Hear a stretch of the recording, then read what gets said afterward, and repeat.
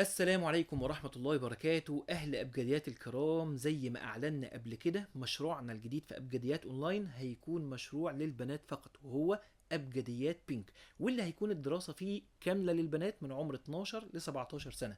وأول دوراتنا بإذن الله هتكون دورة في الفقه، وهي دورة سريعة ومهمة جدا للبنات اللي في السن ده.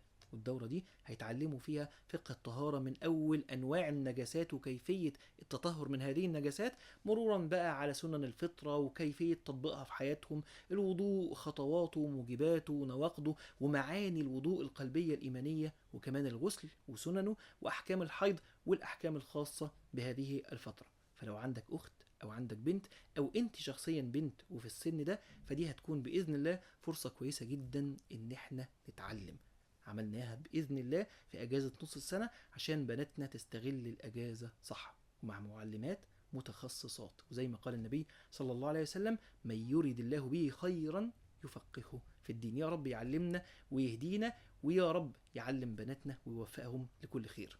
وللتفاصيل تواصلوا مع صفحة أبجديات أونلاين.